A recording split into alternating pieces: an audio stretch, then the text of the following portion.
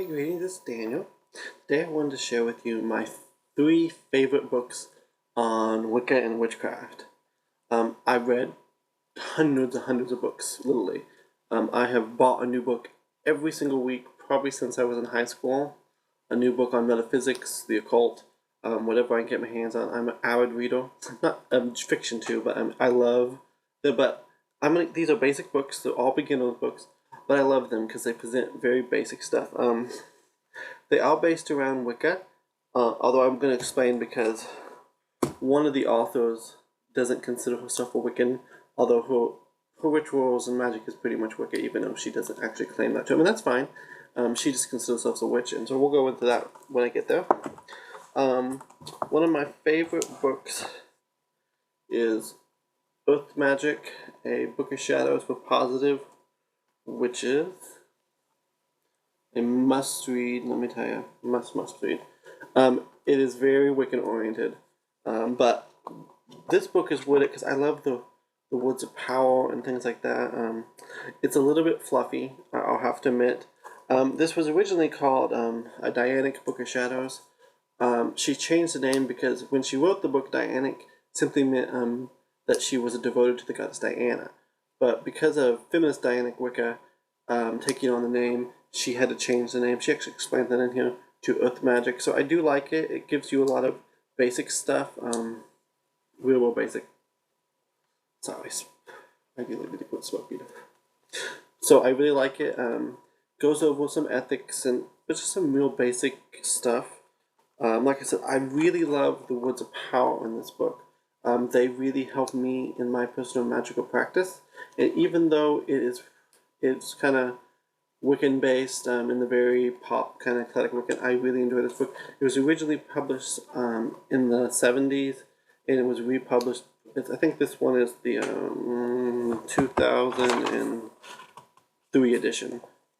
It's still in print. Actually, I think it was just republished. The author has since passed away. I have another one of her books called Positive Magic again. I really love the books. Like I said, it's a bit new agey, but it's got some really great stuff in it. The next book, which I highly recommend, is Witchcraft for Tomorrow by Doreen Valiente. I love Doreen Valiente. Everything by her, if you can find, read. I love, she gives kind of like a sample Book of Shadows in the back. Now, she was one of Gerald Gardner's original high priestesses. I don't remember if she was the second or third one. But she also studied with Robert Cochrane, a little bit of like non-traditional craft. But I love this book. Like I said, it goes over a lot of basic stuff. The Wheel of the Year, just a lot of basic stuff. It gives you a really great example of what a Book of Shadows would look like. Basic rituals and things like that. A lot of great stuff to draw from.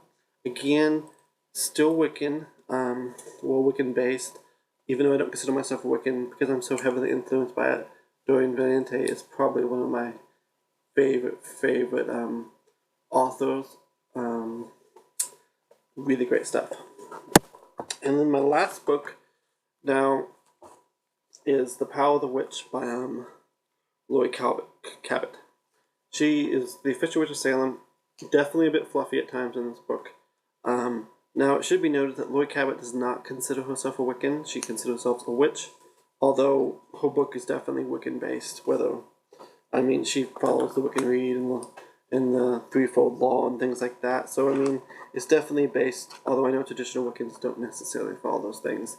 A lot of pop Wicca or eclectic Wicca, whatever you want, definitely do incorporate that, and she has added them to her craft. But and some of the history in this book is a bit dated. I think this book was originally published, let me see if I can find it, in the 80s, I think it was. Let me see. In 1989, I think it was the original publishing of this book. So some of the history is bad. We definitely find, but I really like her chapter on quantum physics and how it relates to the craft. I like how she explains the craft as both a religion and a science. So you could practice the science or the craft side, or you can practice the religious side. And I like that separation that she makes, so people could choose which one. So you could be someone who just practices the magic or scientific side of witchcraft, or you could be someone who just practices religious, or you can do both, like myself. But I love her rituals are very simple and easy, just real basic stuff. But I love the chapters, like I said, using basics, quantum physics and things like that. It's just a lot of really great basic stuff. Nothing like too big. These are just basic beginner's book, and for me, I feel that they're good books to begin with. I mean, you certainly don't want to stay there. And my advice is read, read, read, read. Love a lot of the older books published, 60s, 70s, 80s. Anything by Joe Gardner. I think my favorite one of his books is Witchcraft for Today. Although he did publish two fictional books before, which was High Magic's Aid. And then I think that his first book was A Goddess Arrived, with a lot of people kind of dismiss. And then the second book was High Magic Aid, both of which are fictional, which have heavily ceremonial magic influence. I really enjoy his books. Like I said, I do suggest you avoid a lot of the stuff that was published in the 90s and through the 90s. A lot of it's very, very overly fluffy. I enjoy some of them. Like, for instance, if you've seen some of my videos, I'm an avid Silver Rainbow fan, as a lot of people call her the Queen of Fluff. I think she has great ideas. She writes beginner's books. I don't agree with everything in her books. And she does Christian bass sometimes. But what's really funny about Silver Rainbow is sometimes in one sentence she's bashing Christians, the next sentence she's talking about how people can mix Christianity into their magic practice. I mean, she writes a book about angels, and a book on angels, which I think I'll do a book review on later. She gives a Protestant version, a Catholic version, and a Wiccan version of how to do a ritual, which I do love. She also has another book called American Folk Magic, which goes over powwowing and brokerai, although her version of brokerai is very, very watered down, and she Wiccanizes it, and brokerai is 100% a Christian practice. It's a form of Christian folk magic. So what she's practicing really isn't brokerai or powwowing. It's actually borrowing elements from that and creating it into a modern Wiccan system, which is nothing wrong with that. I just wish she would have stated that in the beginning of the book, that this was her interpretation of the system. She had based on it, but it necessarily wasn't.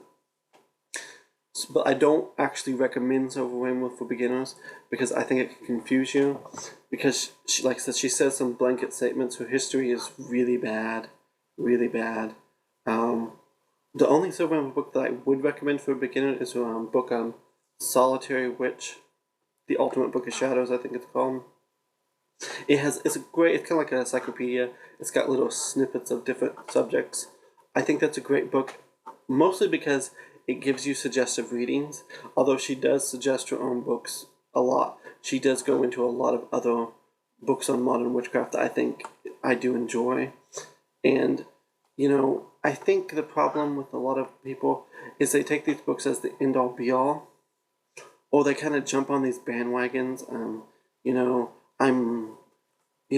They're gonna. This author is the author. This is everything this author says is 100% wholly right, and that's the way it's supposed to be done. And everything else that doesn't line up with this is not true witchcraft, Wicca, paganism. And I think what we need to do is, opposed to trying to find what's bad about a book, find what you can use in your craft. Every book's gonna have pros and cons. Sometimes what you're gonna get out of a book is you're gonna say, oh God, I don't want to practice this way. I always say I've never read a bad book on witchcraft or paganism. I've simply learned ways I don't want to practice. I've learned, some books have really bad history in it, so you got to do your research. You got to get back into, check your sources. Most good books are going to list their sources. Where'd they get this information? So that's just my little suggestions. Many blessings.